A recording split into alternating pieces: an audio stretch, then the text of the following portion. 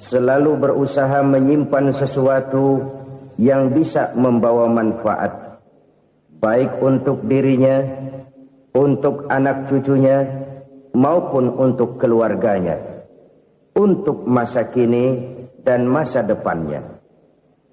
Kadang simpanan itu berbentuk uang, kadang berupa tanah, lain saat berbentuk pabrik, dan lain sebagainya. Sementara masa depan yang paling pasti adalah akhirat. Jika untuk masa depan dunia kita rela memeras keringat, membanting tulang, pergi pagi dan pulang petang, menyimpan uang, menyimpan tanah, menyimpan pabrik, pernahkah kita merenung jika satu saat kiamat datang, kita dibangkitkan dari kubur masing-masing, berdiri di padang mahsyar untuk mempertanggungjawabkan seluruh kegiatan hidup kita di dunia ini, lalu kita akan menuju ke alam akhirat. Sudahkah kita mempunyai simpanan untuk akhirat kita? Pada pertemuan kali ini saya ingin menyampaikan sebuah hadis di mana Rasulullah sallallahu alaihi wasallam bersabda, "Arba'un min kanzil jannah." Simpanan sorga ada 4 macam. Yang pertama, ikhfa'us sadaqah, menyembunyikan sedekah. Saudara-saudara kaum muslimin, sebagaimana yang kita maklum bahwa Allah Subhanahu wa taala melebihkan sebagian rezeki dari kita terhadap yang lain. Ada yang kaya, ada yang setengah kaya, ada yang miskin, ada yang setengah miskin, dan selanjutnya. Ada yang gajinya kecil tapi penghasilannya gede. Ada yang penghasilannya gede tapi nggak punya gaji. Ada juga yang memang gajinya gede dan penghasilannya gede. Kelebihan rezeki merupakan sunnatullah dan tidak harus membuat kita merasa lebih dari yang lain. Bahkan sebaliknya, kelebihan itu harus membuat kita ringan tangan untuk menolong mereka yang memang memerlukan pertolongan. Kalau saudara diberikan ilmu, maka pertanyaan akhirat cuma satu: ilmumu kau amalkan untuk apa? Kalau saudara diberikan umur yang panjang, pengadilan akhirat juga bertanya satu: umurmu kau habiskan di mana? Tapi kalau saudara diberikan harta, pengadilan akhirat akan bertanya 2: hartamu kau dapat dari mana? Kau belanjakan kemana? Dari mananya ditanya dan kemananya juga ditanya. Oleh karena kita akan dimintakan pertanggungan jawab, maka amanah yang bernama harta ini harus kita gunakan dengan sebaik-baiknya. Ada penggunaan yang merupakan kewajiban, itu zakat namanya. Ada penggunaan yang sewaktu-waktu, itu infak namanya. Ada yang lebih sewaktu-waktu lagi, dan itu sedekah namanya. Zakat dia terikat oleh haul dan nisab, oleh putaran batas waktu dan ukuran dari harta itu sendiri. Sedangkan infak terikat oleh situasi dan kondisi perekonomian seseorang. Sedangkan sedekah tidak terikat dengan apapun. Dalam kondisi seperti apapun kita bisa melakukan sedekah dengan yang terkecil sekalipun. Sampai-sampai Rasulullah sallallahu alaihi wasallam mengajarkan, la tahqiranna minal ma'rufi syai'an walau an talqa akhaka biwajhin talik. Atau ada hadis, tabassumuka fi wajhi akhika laka shadaqah. Senyumanmu kepada temanmu adalah sedekah. Jadi untuk melakukan sedekah tidak harus dalam berbentuk uang. Dengan ilmu kita bisa sedekah. Dengan tenaga kita bisa bersedekah, dengan pikiran kita bisa bersedekah, bahkan senyum kepada teman itu pun sedekah. Jadi kalau sedekah dengan uang memang belum punya uang, nyengir aja banyakin. Itu asal pada tempatnya, jangan lalu ketemu tiang listrik cengengesan. Tentu tidak pada tempatnya dan tidak wajar. Nah, sedekah yang paling dicintai Allah adalah sedekah yang disembunyikan. Artinya, jauh dari sifat riya. Kan kadang-kadang ada orang sedekah itu disebutkan namanya, apa tidak bagus? Kalau memang niatnya ikhlas, ya bagus-bagus saja. Untuk memberikan sugesti kepada yang lain. Di Fulan bin Fulan nyumbang sekian, diumumkan. Boleh kalau niatnya untuk memberikan rangsangan kepada yang lain supaya dia menyumbang lebih besar dari orang tadi. Tapi kalau itu mendatangkan riya, maka sedekah yang paling dicintai Allah adalah sedekah yang disembunyikan. Tangan kiri saja tidak tahu apa yang diberikan oleh tangan kanan. Sedekah yang dilakukan dengan ikhlas akan merupakan perbendaharaan surga, tersembunyi dari pandangan orang lain, tidak seorang pun tahu. Karena memang sikap yang baik adalah melupakan kebaikan dan mengingat kesalahan. Itu salah satu ciri orang bahagia. Orang yang selalu mengingat kesalahannya dan berusaha melupakan segala kebaikannya. Kalau dia akan berada kebaikan, dia tidak bisa ikut, dia merasa rugi karena dia merasa belum pernah berbuat baik. Tapi kalau akan melakukan kesalahan baru, dia ingat kesalahan yang sudah-sudah, sehingga terhalang baginya untuk melakukan satu kesalahan baru. Demikianlah saudara-saudara, bahwa Allah melebihkan rizki sebagian kita dari yang lain, agar terjadi tolong-menolong dalam kehidupan ini. Jadi kesenjangan yang nature, kesenjangan yang alami, itu sunnatullah. Ada yang kaya, ada yang miskin, ada yang kelas menengah. Nah, kenapa lalu sekarang kita berusaha mengentaskan kemiskinan? Oleh karena adanya kesenjangan struktural. Kalau yang kaya bisa semakin kaya, kenapa yang miskin tidak bisa naik jadi ikut sedikit kaya? Sebab pada dasarnya Islam adalah agama yang sejak turunnya sudah berupaya memerangi kemiskinan. Bahkan dikatakan kemiskinan itu mendekatkan kepada kekufuran. Orang kalau miskin udah dekat banget sama kafir. Gampang menjadi kafir. Berapa banyak saudara-saudara kita yang oleh karena soal perut, oleh karena soal materi, terpaksa meninggalkan dan menanggalkan akidahnya. Menjual petunjuk yang diberikan Allah dengan kesenangan dunia yang cuma sebentar ini. Na'udzubillah, thumma na'udzubillah. Jadi makin kita sembunyikan satu sedekah, semakin banyak perbendaharaan kita di surga. Sedekah yang paling dicintai Allah adalah sedekah yang disembunyikan. Malahan ada seorang sufi, dia punya kebiasaan kalau pergi sholat Jumat dia bawa uang, itu uang dia taruh di bawah tikar masjid. Dia niat sedekah kepada siapa saja yang nemuin itu duit. Maksudnya apa? Supaya yang nemuin nggak tahu siapa yang punya duit. Demikian dia saking ingin menyembunyikan sedekahnya. Karena sifat riya itu bisa memakan amal kita sendiri. Riya itu termasuk menyebut-nyebut kebaikan kita. Orang yang suka nepuk dada, sedikit-sedikit ngitungnya kalau nggak gua. Tuh kalau nggak gua tuh yang belah situ kalau nggak gua. Iya kalau nggak lu kenapa emang? Orang yang suka menepuk jasad. Tuh biasanya memang begitu saudara-saudara. Kalau perang lagi berkecamuk, orang nggak sempat ngaku jadi pahlawan. Tapi begitu perang selesai, yang kagak kenal bedil ngaku pahlawan, mas. Itu sesuatu yang biasa. Oleh karenanya, orang-orang yang ikhlas dalam bersedekah, disembunyikannya sedekah itu, Allah cinta betul.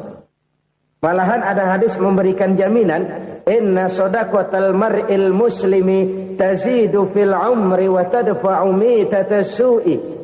Sesungguhnya sedekahnya seorang mukmin tazidu fil umri, bisa menambah umur panjang.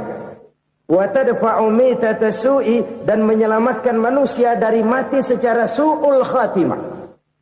Jadi siapa yang kepengen panjang umur, banyaklah sedekah. Yang bosan hidup, pelit terus. Sedekah menambah panjang umur dan menyelamatkan manusia dari mati secara su'ul khatimah. Pak, katanya umur itu nggak bisa ditambah, nggak bisa dikurangin. Kapan? Kalau ajal sudah datang. Wa idza jaa ajaluhum la yastakhiruna sa'atan wa la yastakdimun. Kalau ajal datang tidak bisa dimajukan, tidak bisa dimundurkan. Itu kalau ajal sudah datang. Tidak bisa lagi umur ditambah dikurangi, sudah datang. Tapi kalau belum datang, itu kan haknya Allah. Mau ditambah, mau dikurangi, hak prerogatif Allah. Sebagai pencipta manusia, Allah Maha Kuasa dan Maha Mampu. Sedekah ini menambah panjang umur dan menyelamatkan manusia dari mati secara su'ul khatimah. Itu orang mati kan sama ya, kondisinya mati, nggak nafas. Tapi hakikat mati kan lain-lain. Ada yang mati itu husnul khatimah, baik akhirnya. Misalnya lagi ngaji mati, lagi sholat mati, lagi sedekah mati.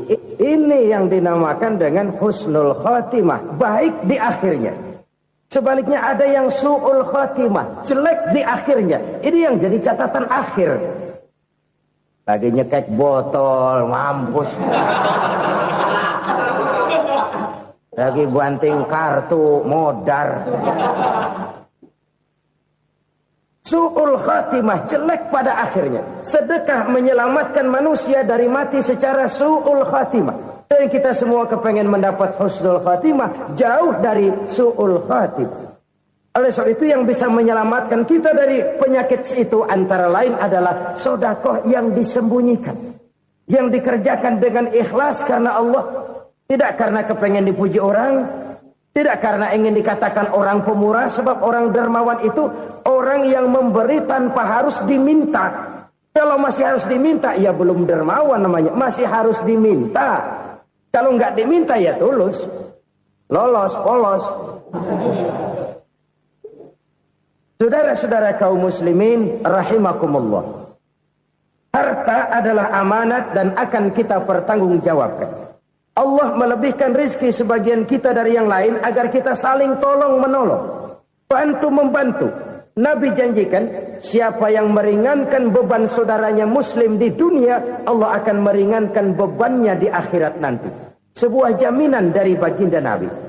Si orang yang kita bantu barangkali tidak bisa membalas, Allah yang akan membalas lewat jalan lain yang tidak pernah kita sangka-sangka.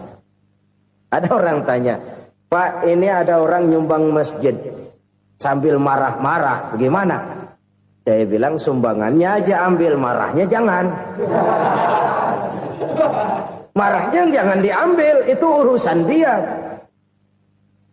Saudara-saudara kaum muslimin rahimakumullah. Umat Islam ini kan umat yang punya potensi besar. Kadang kita merenung, kenapa kadang-kadang pembangunan masjid kok lambat sekali? Kalau hotel hari ini peletakan pertama, bulan depan peresmian. Supermarket hari ini peletakan batu pertama, minggu depan peresmian. Tapi kalau sudah yang namanya masjid, kadang-kadang peletakan batu pertama sekaligus jadi batu terakhir. 3 tahun, 4 tahun, campur nebar jalak di jalanan, duit dijaring kayak ikan sepat. Apa tidak ada orang Islam yang kaya? Banyak. Apa tidak ada pengusaha muslim yang jadi konglomerat? Ada. Lalu yang belum banyak itu yang komit terhadap nilai-nilai agamanya. Akhirnya kita jatuh jadi umat yang lemah. Belum ada pengusaha konglomerat muslim buka pabrik supermi cap beduk misalnya umpamanya atau pabrik kecap cap sorban supaya identitas keislamannya sedikit kelihatan. Kita jatuh jadi umat yang lemah karena potensi tidak terinventarisir dengan baik. Kita ini ibarat kompor yang cuma matengin nasi orang lain. Potensi kita dimanfaatkan oleh orang lain. Ukhuwah Islamiyah kita baru terbatas kepada silaturahmi. Ukhuwah di bidang ekonomi kita lemah, ukhuwah di bidang kebudayaan kita lemah, apalagi ukhuwah di bidang politik kita lebih rapuh lagi. Padahal ukhuwah itu adalah totalitas kehidupan manusia, menyangkut ipolek sosbud, memerlukan nilai-nilai ukhuwah. Jadi oleh karena itu mari kita menyadari di dalam harta kita, walaupun kita yang cari, pergi pagi, pulang sore, peras keringat, banting tulang, di sana ada harta anak yatim. Di sana ada hak masjid. Di sana ada hak pesantren, di sana ada hak jihad. Berbahagialah seseorang apabila dia oleh Allah dijadikan keran. Keran itu menyimpan air, tapi tidak untuk dirinya, tapi disalurkannya kepada mereka yang memang memerlukannya. Saudara-saudara kaum muslimin rahimakumullah, ini yang pertama. Jadi perbendaharaan surga adalah menyembunyikan sedekah. Orang lain nggak tahu, kita pun nggak pernah ngitung-ngitung. Kita anggap lewat begitu saja, padahal itu deposit akhirat. Satu. Yang kedua, perbendaharaan surga itu apa? Wa kitmanul musibah, menyembunyikan kesulitan. Kadang orang takut menghadapi kesulitan, tapi makin kita merenung, hidup ini kan sebenarnya urusan. Takut sama urusan, ya jangan hidup. Tandanya orang hidup itu kalau punya urusan. Urusan melupakan problem. Problem sering menimbulkan kesulitan. Kesulitan bukan untuk ditakuti, tapi untuk diatasi dan dicarikan jalan keluarnya. Siapa sih orangnya yang gak pernah sulit-sulit? Makin tinggi status sosialnya, makin gede urusannya. Makin tinggi kualitas imannya, makin berat tingkat kesulitannya. Cuma memang yang namanya enak itu seperti pelangi. Biang lala itu nggak pernah di atas kepala kita, di atas kepala orang melulu. Lu sih enak lu, kata kita. Dia juga bilang yang enak kan lu. Pelangi itu nggak pernah di atas kepala kita. Kata tukang beca, aduh enak ya naik Mercy. Kata tukang beca, apa yang di dalam mobil Mercy? Aduh enak bener tukang beca, di jok ngeringkuk ngorok pules bener. Saya kamar pakai AC, sejuk, tempat tidur sutra, empuk, alga, spring bed, kulak kulik, nggak bisa pules kalau belum minum Valium, belum tidur. Enak bener tukang beca, di jok ngorok nggak tahu wetan kulon. Si tukang beca bilang yang di Mercy enak, yang di Mercy bilang tukang beca enak. Inilah enak, nggak pernah di atas kepala kita, di atas kepala orang lain melulu enak itu. Nah, saudara-saudara, yang merupakan perbendaharaan surga itu orang yang bisa menyembunyikan kesulitan, baik pribadi ataupun rumah tangga. Nih terutama rumah tangga yang jadi soalnya. Kadang-kadang kita ini kalau senang, sebaliknya kalau senang kita diam, kalem aja, cuek. Banyak banget duit kita bawaan, diam aja udah. Malah ketemu orang takut. Tapi begitu susah, sekampung tahu. Padahal Nabi mengajarkan perbendaharaan surga itu menyembunyikan musibah, menyembunyikan kesulitan. Kalau enak, cerita sama orang-orang. Kalau nggak enak, rasain sendiri, tekan sendiri, atasin sendiri. Kita kan sebaliknya, senang kita diam, asal lagi susah, paling tidak kita nyari teman buat cerita kesusahan. Siapa orangnya yang nggak pernah susah? Cuma soalnya bagaimana kita mengatasi kesusahan itu sendiri. Begitu juga misalnya kalau orang sudah berumah tangga, itu orang tuanya harus menjadi tempat dia cerita yang enak-enak saja. Yang nggak enak rasain berdua, selesaikan berdua, atasin berdua. Jangan dibalik. Asal senang diam, giliran susah saja. Maknya laporan. Terbalik. Bisa menjaga security informasi. Maka nama bayam keluar diam, malah seluitan. Enak amat lo makan daging ayam. Security informasi. Saudara-saudara kaum muslimin rahimakumullah. Ujian yang terberat itu yang pernah diberikan kepada para nabi, para rasul, para aulia, para ulama. Makin tinggi keimanan, makin berat bentuk kesulitan. Ayo saya kemukakan satu contoh saja. Ada seorang nabi yang kaya, nabi kaya, namanya Nabi Ayub. Iblis kalau orang begini kan keki, ibadahnya rajin, kaya. Nih yang kayak begini susah digodain. Kalau ibadahnya rajin, miskin, kali bisa disogok. Sini imannya mantap, ibadahnya rajin, kaya, nabi lagi. Oh, tapi namanya iblis nggak kurang akal. Laporan, Tuhan, kenapa Les? Ya ini bahasa saya, bahasa Qurannya sih nggak gitu. Itu hambamu yang namanya Ayub, dia rajin ibadah cuma karena dikasih kaya aja. Coba kasih miskin dia, berhenti dia sembahyang. Ah, kamu bisa aja. Saya tahu Ayub itu hambaku yang ikhlas. Saya buktiin Tuhan, silahkan. Dibuktiin lah, iblis turun ke alam ini. Yang mula-mula dia lakukan, dia rusak sawah ladang Nabi Ayub. Dia binasakan binatang ternak Nabi Ayub. Sehingga dalam waktu singkat, jatuhlah Nabi Ayub dari orang paling kaya jadi orang paling miskin. Beliau masih ibadah di mihrab dalam masjid. Datang iblis. Saudara Ayub, ya. Lagi ngapain? Ibadah. Nyembah Allah, nyembah Allah. Oh, percuma. Kenapa? Tuhan yang ente sembah nih, dia udah bikin miskin ente. Sawah ladang ente hancur lebur, binatang ternak binasa. Sekarang ente jadi orang paling miskin. Ngapain nyembah Tuhan kayak begitu? Tekor. Udah berhenti dah ibadah, berhenti ibadah. Ini iblis sama Tuhan laporannya lain, yang dikerjakan kepada Nabi Ayub juga lain. Benar begitu iblis kata Nabi Ayub? Iya, sawah ladang saya habis, buras. Binatang ternak saya binasa, binasa. Saya miskin, bangpak. Apa jawab Nabi Ayub? Bukan innalillahi, ya ini hebat. Alhamdulillahillazi a'tani wa akhza minni. Segala puji bagi Allah yang telah memberikan harta kepada saya dan sekarang mengambilnya lagi. Alhamdulillah. Allah yang ngasih, Allah yang ambil. Itu mah urusan Allah. Iblis cuman ibadah jalan terus, sujud lagi Nabi Ayub. Iblis seleher gondok banget. Dasar Nabi nggak mempan dia apa-apain. Miskin malah alhamdulillah. Allah yang ngasih, Allah yang ngambil.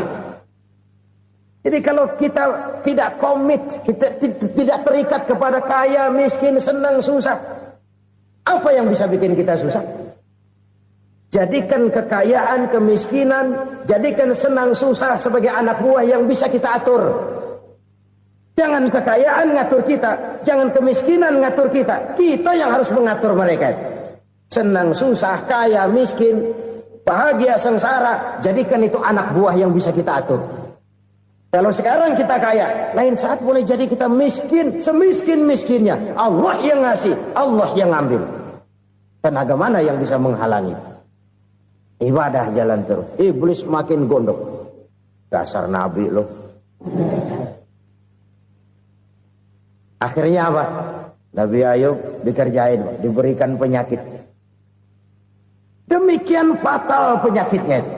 Bayangin, udah miskin sakit. Masya Allah. Miskin sakit. Sakitnya nggak lama, kira-kira 16 tahun. Istrinya 3, 2 mental minta ceraiin. Ngerawatin laki bengek begini. Senang belum tentu, susah udah pasti nih. Cerai aja, cerai dah. Cerai. Tinggal satu Siti Rahmah yang setia menemani beliau. Sesetia-setianya hati perempuan. Satu saat Siti Rahmah bilang, "Bang, iya, abang kan Nabi bang. Lalu namanya Nabi kan doanya jarang meleset bang. Maksud kamu minta kenapa sih sama Tuhan biar abang sembuh baik dah bang?" Siti Rahmah, iya. Saya sakit berapa tahun sih dah? 16 tahun bang. Sebelum ini saya sehat berapa tahun? Ya kira-kira 60 tahun bang. Nah coba ente banding-bandingin Rahmah. Saya dikasih sehat 60 tahun. Dikasih sakit 16 tahun. Sudah nggak sabar. Mau doa kepada Allah minta sembuh. Saya malu. Malu kepada Allah. Diuji dengan yang luar biasa seperti ini. Tidak mengganggu stabilitas kehambaannya. Dia tetap menghamba kepada Allah subhanahu wa ta'ala. Saudara-saudara kaum muslimin rahimakumullah. Kunci menghadapi kesulitan itu apa? Allah jelaskan dalam satu ayat, wa basyiris sabirin alladzina iza asabathum musibah qalu inna lillahi wa inna ilaihi raji'un. Gembirakan orang-orang yang sabar Siapa mereka itu? Yang apabila mendapat musibah mereka kembali kepada keyakinan dasar. Segalanya dari Allah dan segalanya akan kembali kepada Allah. Ini konsepsi dasar dari sikap muslim dalam menghadapi berbagai kesulitan. Segalanya dari Allah, segalanya akan kembali kepada Allah. Kalau ini sudah kondisi dasarnya, maka kita akan lapang menghadapi kenyataan bagaimanapun pahitnya. Apakah itu namanya miskin, apakah itu namanya sakit, bahkan maut sekalipun. Maut sekalipun. Segalanya dari Allah, segalanya akan kembali kepada Allah. Ini sikap hidup, bukan sekedar ucapan. Kita kadang-kadang menjadikannya sebagai ucapan. Mulutnya sehingga berhenti, innalillahi wa inna ilaihi rajiun, tapi nangisnya terus gerung-gerungan.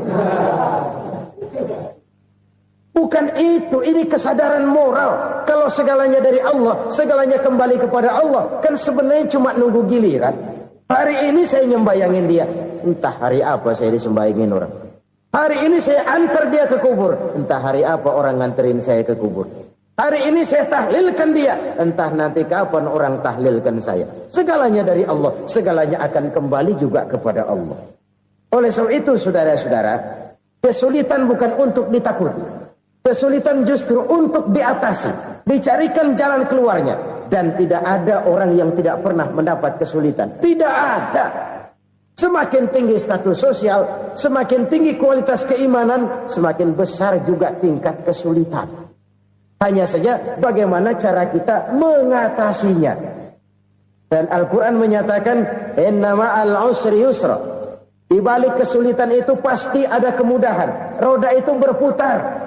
Karena itu Rasulullah sallallahu alaihi wasallam mengingatkan kepada kita, ta'arraf ilallahi firraha ya'rifka fisyiddah. Ingatlah kepada Allah di waktu kamu senang, supaya Allah ingat kepada kamu di waktu kamu susah. Kalau waktu senang kita ingat kepada Allah, kita susah, Allah tidak akan meninggalkan kita. Tapi kalau waktu senang kita jauh dari Allah, sujud tidak sempat, dengan masjid jauh, ketika senang kita lupakan Allah. Nanti begitu kita susah, Allah lupakan kita. Dan itu menyakitkan. Oleh karena itu orang-orang tua kita dulu bilang, kalau lagi sehat ingat-ingat, lu bakal sakit nanti. Kalau lagi kaya ingat-ingat satu saat kita bakal jatuh miskin. Bahkan kalau lagi muda ingat-ingat kita bakal tua. Dan yang terpenting, kalau lagi hidup ingat-ingat kita bakal mati. Saudara-saudara kaum muslimin rahimakumullah. Jadi yang kedua yang merupakan perbendaharaan surga, menyembunyikan musibah. Saudara-saudara kaum muslimin rahimakumullah. Hal ketiga yang merupakan perbendaharaan surga adalah wasilatur rahmi. Orang yang suka bersilaturahmi. Sebagaimana yang kita maklum bahwa manusia adalah makhluk yang disebut zon politika. Makhluk sosial yang tidak mungkin hidup sendiri-sendiri. Betapa dan siapapun kita memerlukan orang lain. Bodoh betul manusia kalau tinggal di tengah masyarakat tapi tidak mau bermasyarakat. Merasa hebat sendiri, pinter sendiri, gagah sendiri, kaya sendiri. Mungkin kalau mati juga ngubur sendiri. Jangankan kita di sini, di sorga saja Nabi Adam waktu sendirian bengong melulu, ngondar mandir. Allah tegur dam sepi dam. Ya ini kalau bahasa saya. Iya Tuhan sepi ini nggak ada coret-corekan pisan ini. Diciptakan Siti Hawa baru anteng Nabi Adam. Itu di sorga. Cobalah. Umpamanya saudara tinggal di Jakarta nih. Kayak bener. Apaan aja di Jakarta punya saudara dah.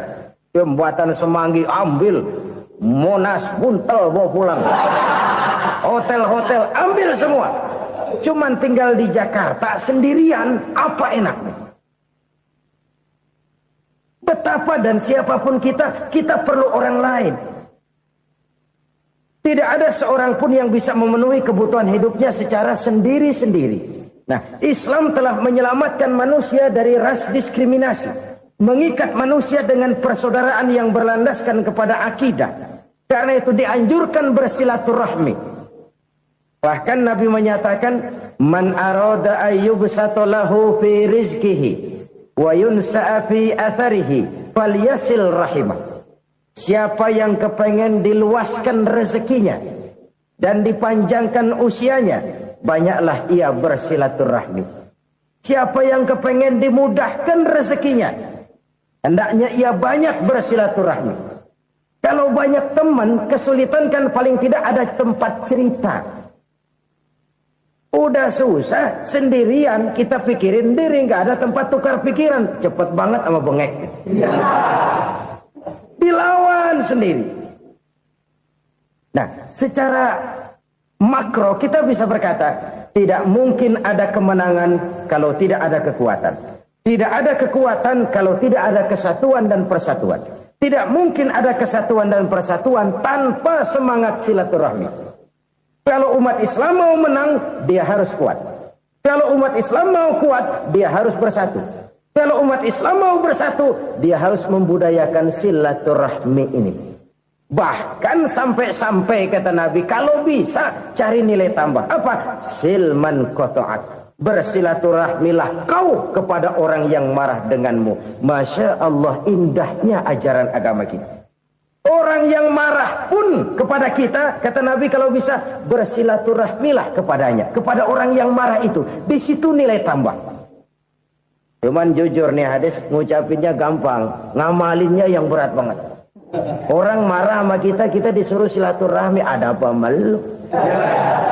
Lu marah, ada gue marahan lagi. Tunggu pikirin. Saudara-saudara kaum muslimin rahimakumullah. Tapi ini yang diajarkan, bahkan ini yang dicontohkan oleh baginda Rasul. Bagaimana begitu mudah? Misalnya satu saat Abu Jahal ini ngatur strategi bagaimana bikin Muhammad celaka. Dia gali lubang di depan tempat tidurnya. Dia tutupin daun korma.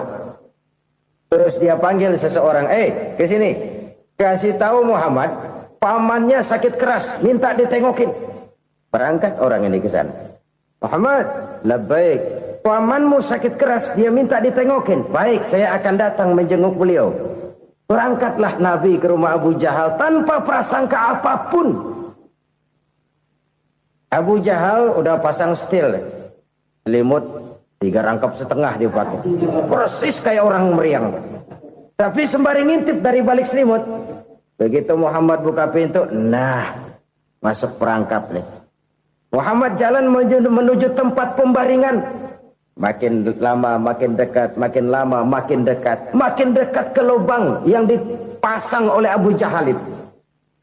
Dalam hati Abu Jahal, terus dah jatuh, mampus dah lo ini. Mampus lo hari ini nih. Apa yang terjadi? Malaikat Jibril datang. Muhammad, pamanmu cuma pura-pura sakit. Di depan tempat tidurnya ada lubang perangkap supaya kamu jatuh ke situ. Sudah, kamu pulang.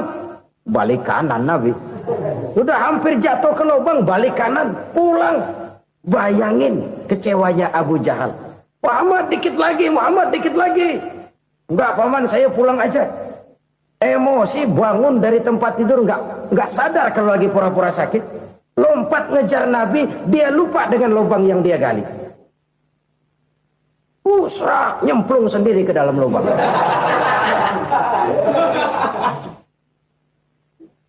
Nabi terus berlalu. Ini terjadi keanehan. Jatuh ke lubang yang dia gali itu sebenarnya nggak terlalu dalam ya. Antara 3-4 meteran lah. Tolong saya jatuh ke lubang ini. Datanglah pelayan-pelayannya itu. Angkat saya dari sini. Oh, yang ngulurin tambang. Satu gulung, belum juga nyampe itu tambang. Kurang, beli lagi ke warung. Sambung, ulur lagi, nggak juga bisa sampai. Wah, ini kerjaan Muhammad ini. Tolong, siapa salah seorang kamu ke rumah Muhammad? Kasih tahu, encangnya kecebur. Minta ditolongin. Sampaikan kepada Rasul. Kenapa? Pamanmu jatuh ke lubang, Muhammad minta tolong diangkatin. Tambang udah nyambung-nyambung nggak nyampe juga. Ya, nanti saya datang, saya tolong. Coba. Nyata-nyata orang berniat jahat mau mencelakakan dia. Datang dia menolong. Ini yang disebut air tuba dibalas air susu ya ini. Bukan sebaliknya. Air tuba dibalas air susu. Paman, kecebur ya? Iya Muhammad, tolong ini. Pegang tangan saya. Nabi ulurkan tangannya. Nyampe. Dipegang oleh Abu Jahal. Diangkat ke atas. Sampai atas. Apa kata Abu Jahal? Sihirmu memang hebat Muhammad. Udah ditolongin dikata sihir. Yang enak kita kemplang kan itu orang begitu. Urusan apa? Tapi inilah akhlak. Kalau bisa kamu bersilaturahmilah dengan orang yang marah kepadamu sekalipun. Orang marah kita tetap baik. So, kalau kita berbuat baik sama orang yang memang baik, rasanya sih biasa-biasa aja. Orang baik kita baik lagi. Ya draw aja, belum ada nilai tambah di situ. Baru ada nilai tambah kalau kita bisa berbuat baik kepada orang yang nyakitin kita. Itu namanya kita setingkat di atas dia. Dia sakitin kita, kita berbuat baik sama dia. Dia pelit sama kita, kita baik sama dia. Dia marahin kita, kita deketin dia. Di situ kita punya nilai tambah. Jadi siapa yang ingin diluaskan rezekinya kata Nabi dan dipanjangkan umurnya, hendaklah ia banyak-banyak bersilaturahmi.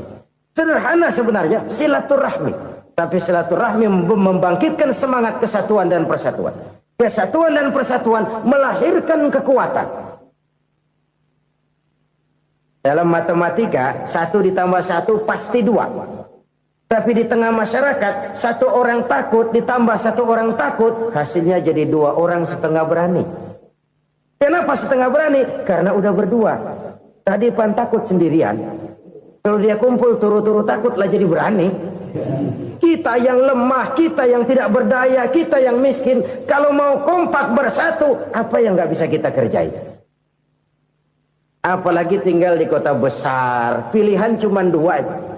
Bertahan atau minggir. Bertahan atau minggir. Untuk bisa bertahan harus mampu bersaing. Untuk mampu bersaing harus punya keahlian. Keahlian harus ditunjang dengan pendidikan. Ditambah oleh kekompakan sebagai umat. Udah miskin mencar mulu, orang injek gitu. Orang nggak pandang urusan apa yang malu. Oleh karena itu silaturahmi pada hakikatnya merupakan roh dari ukhuwah yang diajarkan oleh agama kita. Bagaimana Islam menyelamatkan masyarakat manusia dari ras diskriminasi, mengikat manusia, dan tidak ada persaudaraan yang lebih indah selain persaudaraan yang diikat dengan nilai-nilai akidah. Sepanjang orang di jalan Allah, itulah saudara kita. Keluar dia dari jalan Allah, selesailah persaudaraan sampai di situ. Karena itu, kalau ingin menyimpan sesuatu di surga, banyaklah bersilaturahmi. Datang ke rumah ini, datang ke rumah itu, dan lain sebagainya. Itu simpanan kita di akhirat nanti. Ini yang ketiga. Saudara-saudara, yang keempat, perbendaharaan surga itu apa? Wa qawlu la hawla wa la quwwata illa billah. Ucapan la hawla wa la quwwata illa billah.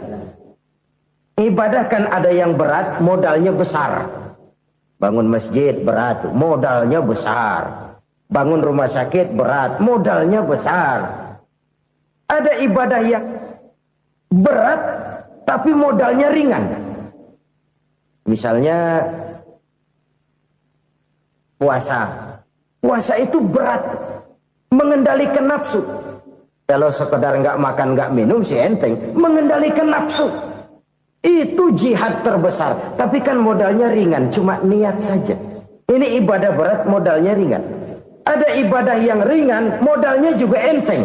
Seperti termasuk ucapan la haula wa la quwwata illa billah. Tanpa sadar, la haula wa la quwwata illa billah. Nyelengin tuh di surga. Nyelengin, kita nggak terasa. Nyelengin simpenan akhirat. La haula wa la quwwata illa billah. Nyimpan lagi.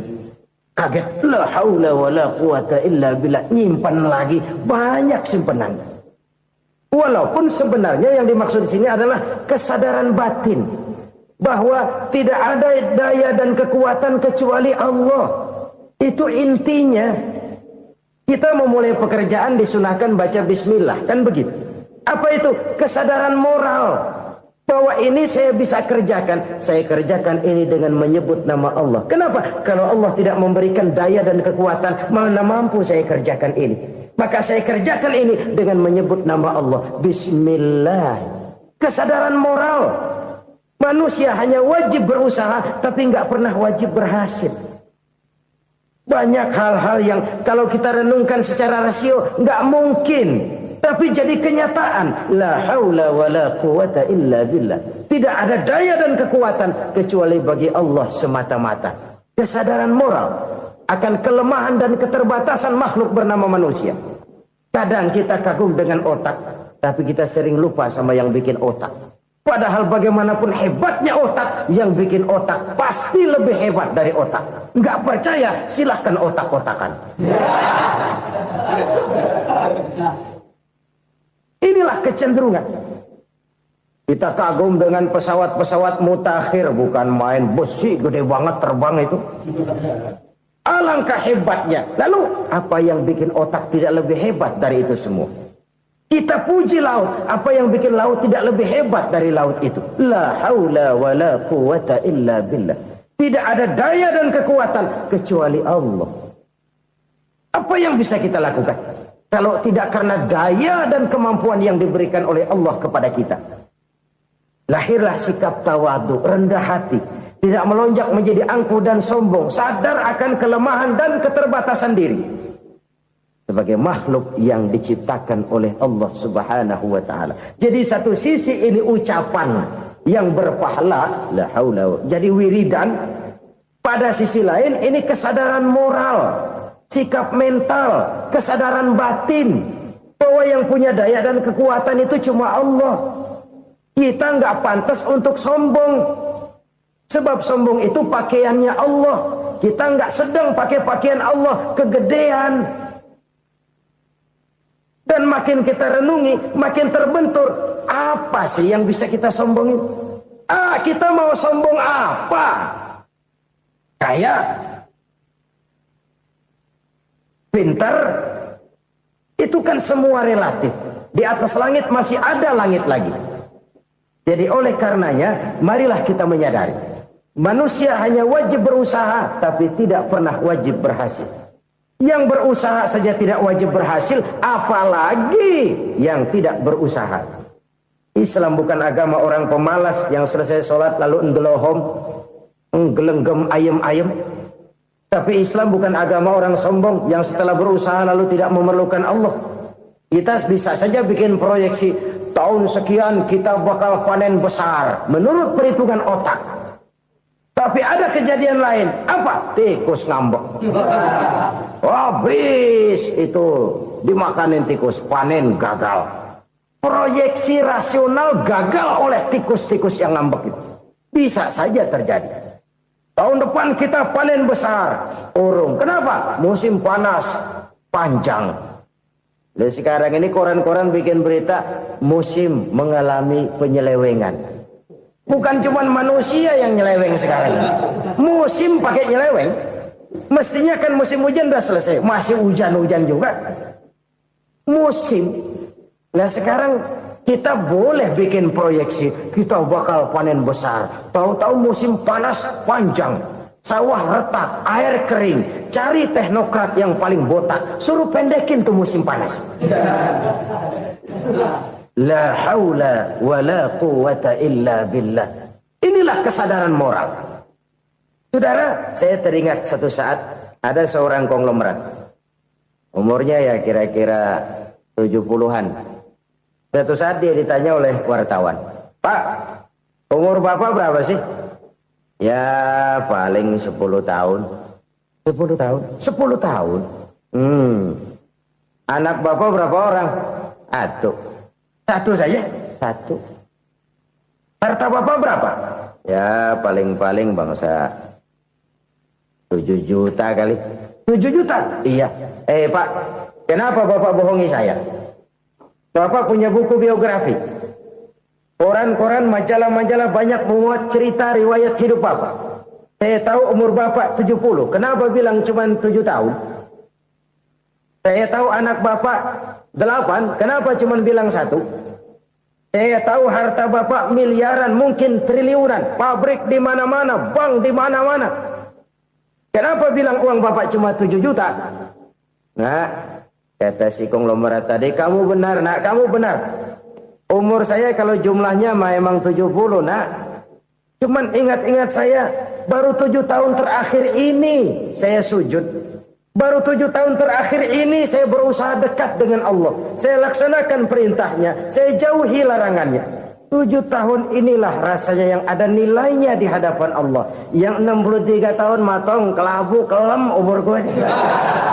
Habis untuk maksiat, untuk munkarat. Maka ketika ditanya tadi, umur saya 7 tahun itu. Oh begitu Pak. Oh iya. Lalu anak Pak. Anak bapak kan 8. Kenapa bilang cuma 1? Nah, kalau jumlah hitungannya memang anak saya 8. Tapi dari 8 orang ini rasanya cuma 1 nih. Yang bakal jadi buah hati, belahan jantung. Pelanjut cerita, penerus sejarah. Bakal jadi anak soleh yang akan mendoakan saya. Cuma 1 rasanya anak saya ini yang bakal jadi buah hati saya.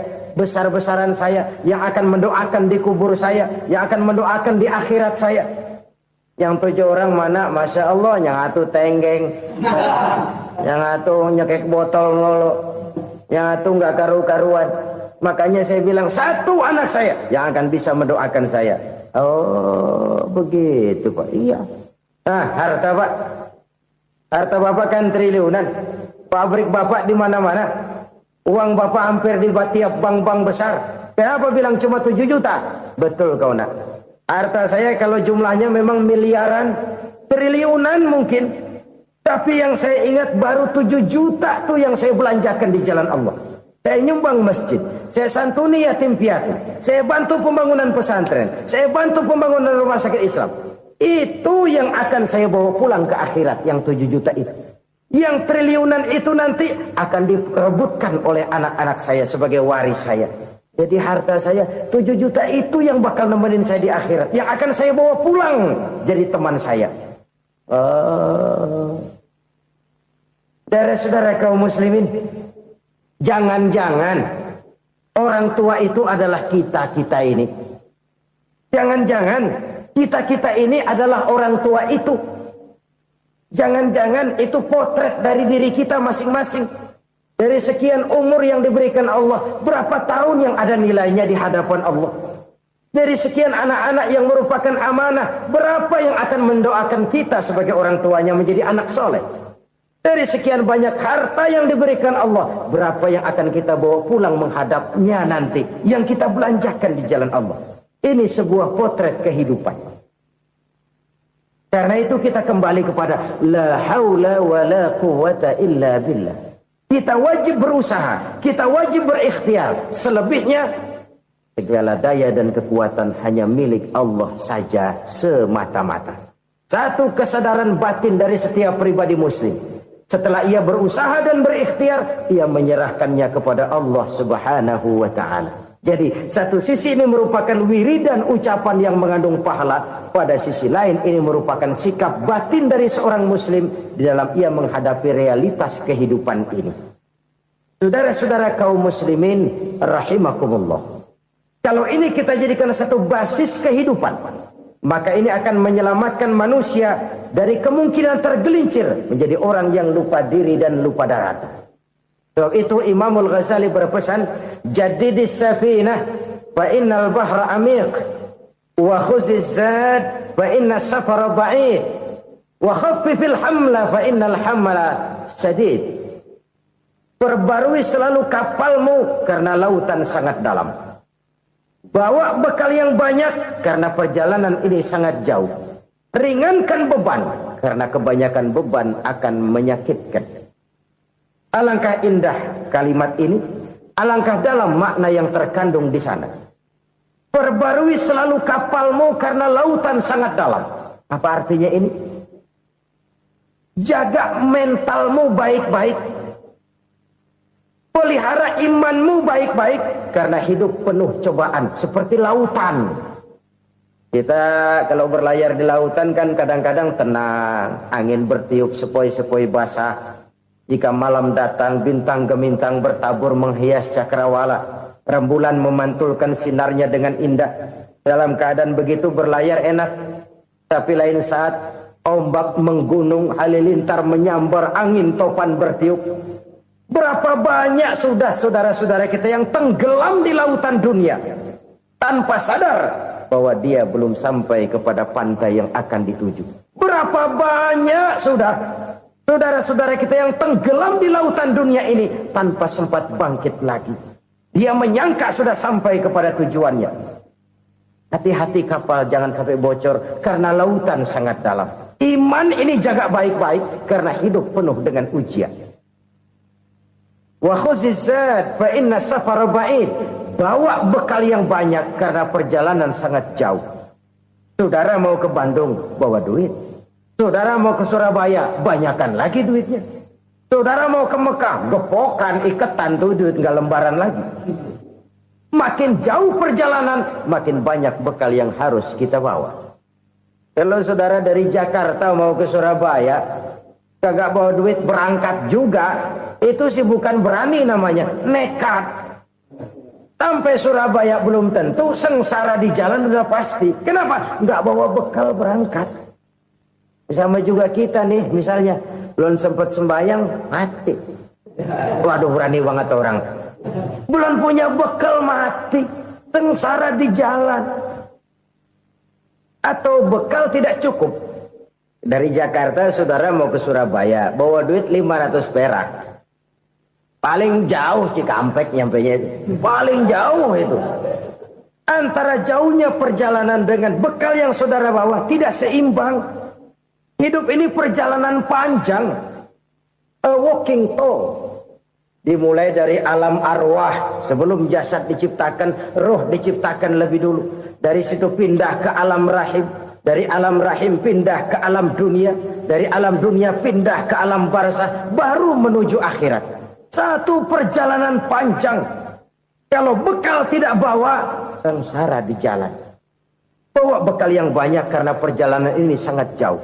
Wa khaffifil hamla, ringankan beban karena beban itu cuma akan menyulitkan. Kalau bekal itu sih keperluan, tapi beban nggak kita perluin, cuma ngeberat-beratin. Apa ini beban? Dosa.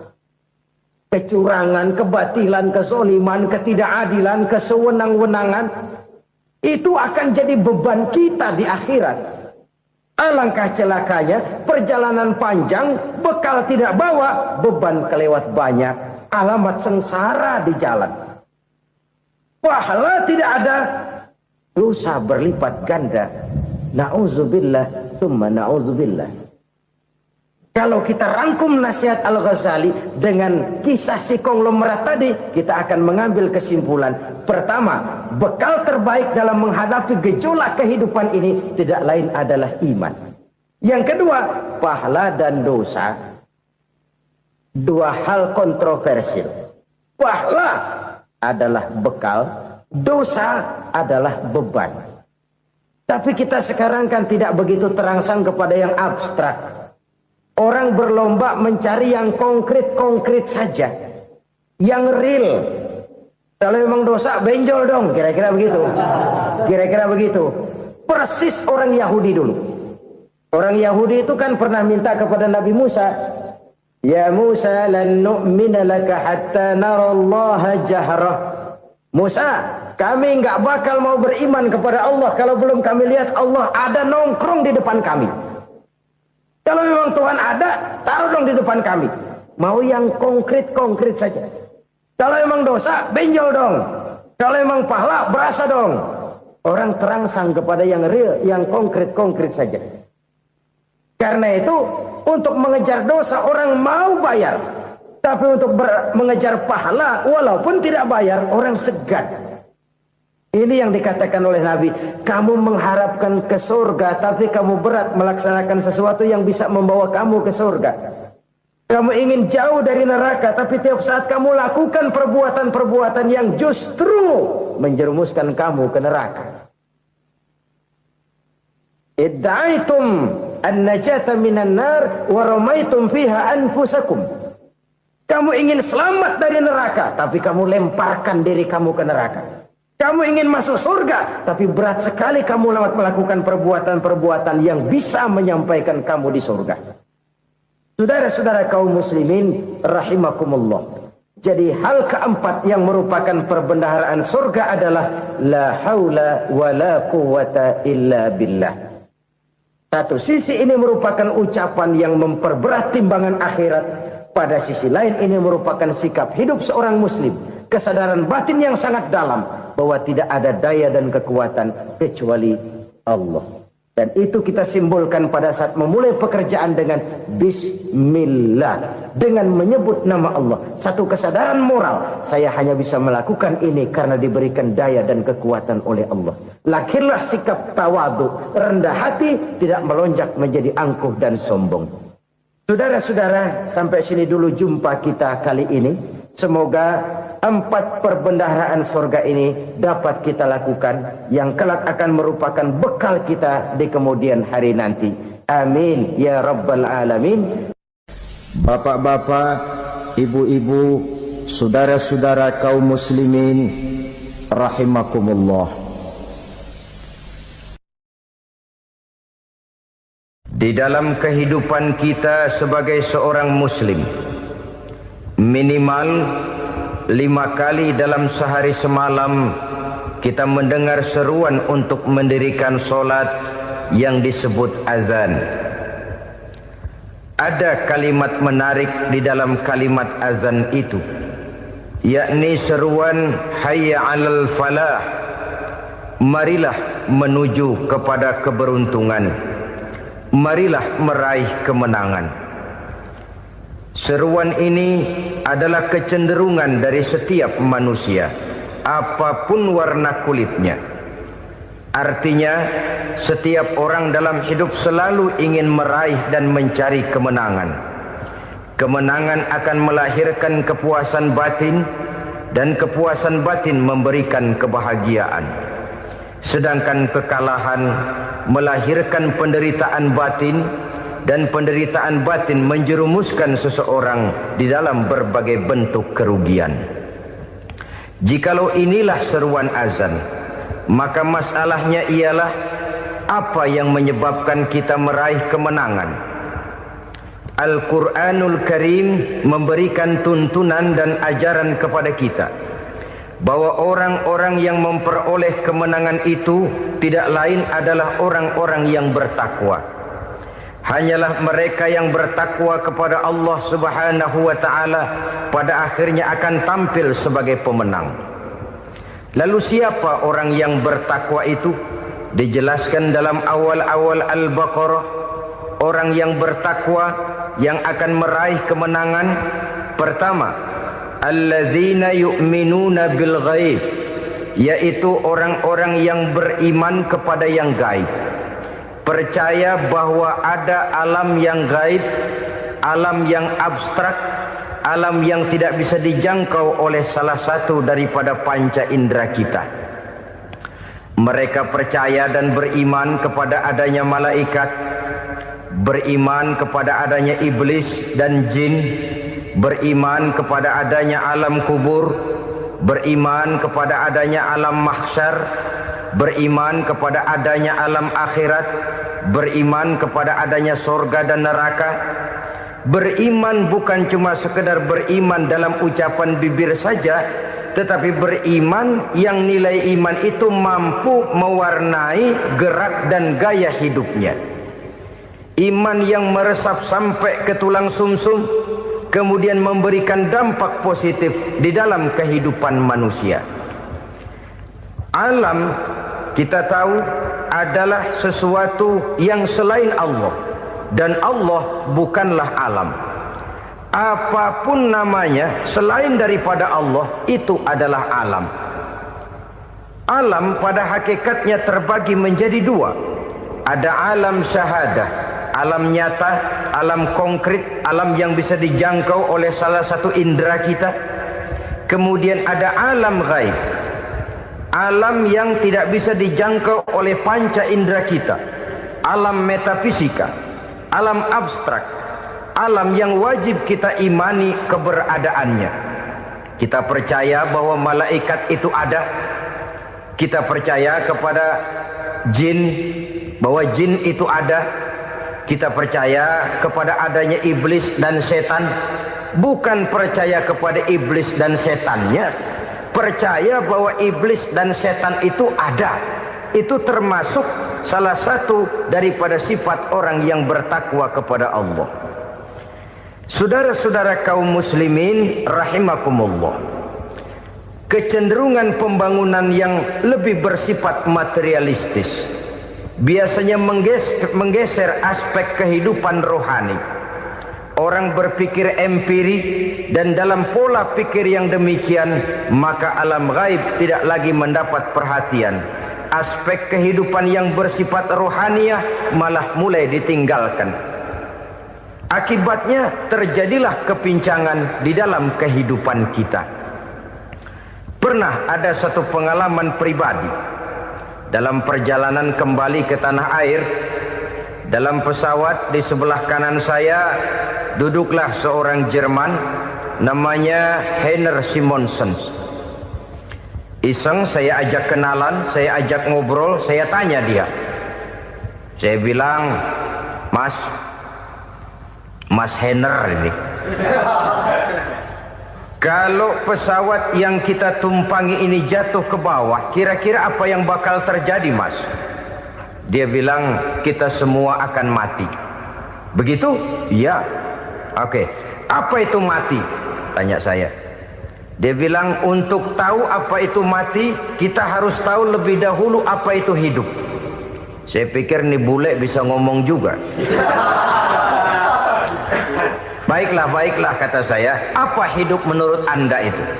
Oh, hidup itu dia bilang, kalau seluruh anggota badan kita bekerja secara normal, paru-paru memompa darah secara normal, jantung berdetak secara normal, sel-sel tubuh bekerja secara fit, dan organisme tubuh hanya mau bekerja secara normal, dia bilang, kalau kita memberi makan yang cukup, menu yang teratur, dan gizi yang lengkap.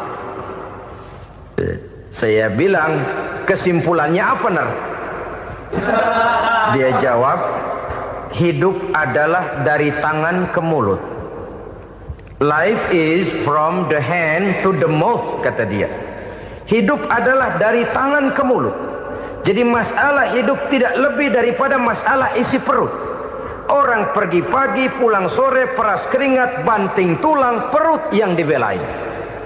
Saya bilang, you are wrong. Sampean salah, Ner. Kamu orang Islam bukan?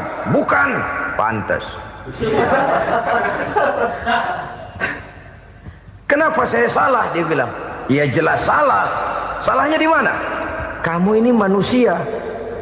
Kalau hidup cuma dari tangan ke mulut, saya bilang, kambing di kampung saya juga begitu pikirannya, Ner. Itu kambing di kampung saya, asal perutnya kenyang, sudah hidup dia. Perkara besok bagaimana, lusa prospeknya macam mana, bulan depan ada apa, kambing nggak pernah mikir. Di kampung saya kambing juga pikirannya begitu. Kamu Kristen ya? Tadinya. Loh kok tadinya, lalu apa sekarang kamu ini? Dia bilang, sekarang saya netral. Saya tidak beragama, tapi saya percaya kepada Tuhan sebagai pencipta alam. Saya ingat benar dia bilang, I haven't any religious, but I believe to God as the creator of the world. Kenapa bisa netral begitu, Ner? Habis saya bingung katanya. Islam bilang Islam baik, Kristen bilang Kristen baik, Hindu Buddha bilang Hindu Buddha baik, semua agama baik. Saya netral sekalian, nggak beragama. Yang penting saya percaya kepada Tuhan. Saya bilang, Ner, kamu ini kayak orang mau beli celana, lalu bingung. Yang satu bilang Levi's bagus, yang satu bilang Blue Jean hebat, yang satu bilang Wool England hebat. Celana ini hebat, celana itu bagus, celana ini hebat. Semua celana bagus, kamu bingung. Akhirnya netral, tidak pakai celana. Itu juga salah. Saya pikir-pikir, kemudian saya melihat bahwa dua pola berpikir Heiner ini nampaknya sudah mulai menggejala di lingkungan masyarakat bangsa kita. Disadari atau tidak, secara jujur kita harus berkata, dua pola pemikiran Henner ini mulai berkembang di tengah masyarakat bangsa kita. Pertama, pola pikir materialisme. Hidup adalah dari tangan ke mulut. Masalah hidup tidak lebih masalah isi perut. Itu yang perlu dibela, dan disitulah arti kehidupan. Pergi pagi, pulang sore, peras keringat, banting tulang untuk mempertahankan perut. Kalau sudah kemari cara orang berpikir, maka buat apa percaya kepada yang gaib? Untuk apa sholat? Untuk apa puasa? Untuk apa zakat? Untuk apa menghadiri majelis taklim? Tanpa kepercayaan kepada yang gaib, hidup berjalan menurut alur empiris dan materialis. Kalau sudah ke sana cara orang berpikir, biasanya orang lalu cenderung menghalalkan segala cara. Hanyalah orang yang percaya bahwa akhirat ada. Hanyalah orang yang percaya bahwa alam kubur itu ada. Hanyalah orang yang percaya bahwa malaikat itu ada, hidupnya akan lebih terarah dan terkendali. Karena kepercayaan kepada yang gaib, yang merupakan fase daripada kehidupan setelah hidup yang sekarang ini, mewarnai gerak pribadi seseorang di dalam dia melakukan kegiatan hidupnya.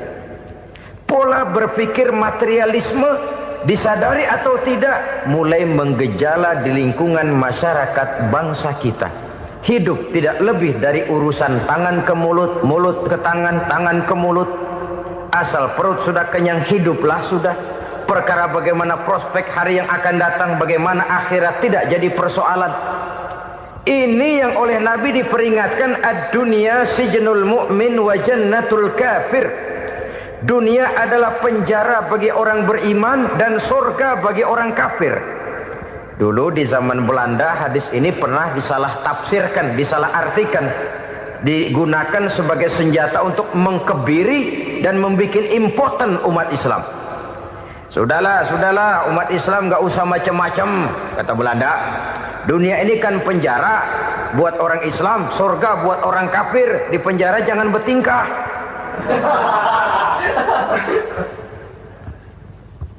Pengertiannya tidak begitu. Dunia adalah penjara bagi orang mukmin. Artinya dalam kehidupan dunia seorang mukmin tidak bebas memperturutkan hawa nafsunya. Di penjara hawa nafsunya itu. Sebaliknya, surga bagi orang-orang kafir. Buat orang kafir, surgalah dunia ini. Mereka bebas memperturutkan hawa nafsunya.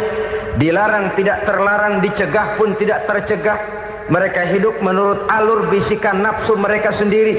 Kemudian bila ajal datang, maut merenggut nyawa, selesailah surganya sampai di situ. Maka bagi orang-orang yang tidak percaya kepada adanya akhirat, kepada adanya alam gaib, surganya sebatas umurnya. Sekali lagi, surganya sebatas umurnya. Bila umur selesai, ajal pun datang merenggut nyawa, selesailah sudah surganya sampai di situ. Alangkah pendeknya perjalanan orang-orang yang tidak percaya kepada alam gaib ini. Bagi kita mukmin, jikalau kita mampu memenjarakan hawa nafsu, kita bisa bahagia di dunia ini. Dan Islam memang tidak menyuruh kita sengsara di dunia.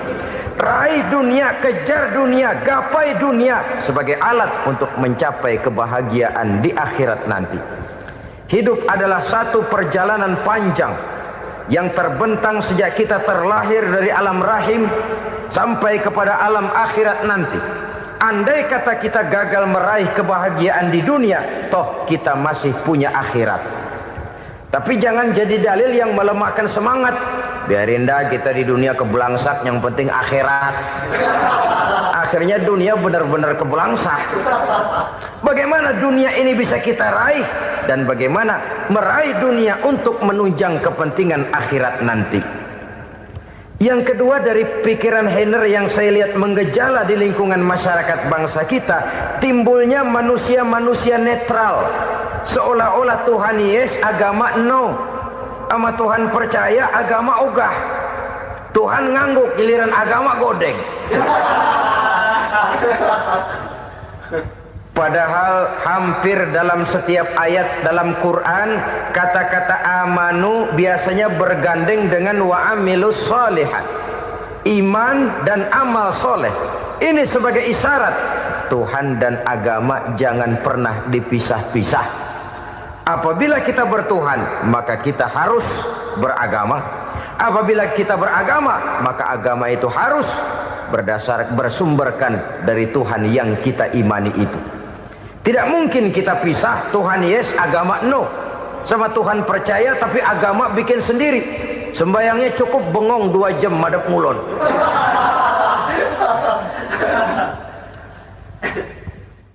Saudara-saudara kaum muslimin rahimakumullah.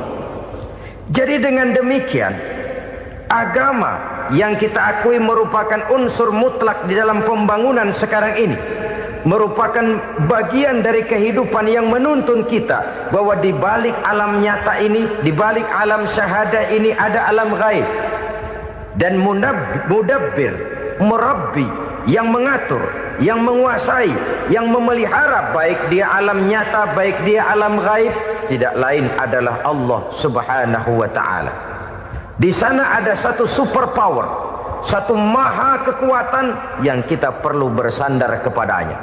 Sebagai makhluk nyata yang hidup di alam nyata, berbuatlah secara nyata sebagaimana harusnya kita berbuat. Karena Islam jelas bukan agamanya orang pemalas. Islam jelas bukan agamanya orang yang mengajarkan setelah selesai sholat boleh duduk, nggelenggem ayam-ayam, ndelohom, menghitung bintang di langit sambil menunggu keajaiban. Tidak.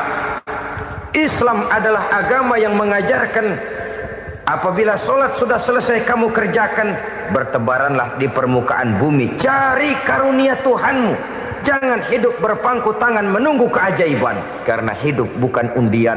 Jangan berharap untung besar tanpa mau peras keringat.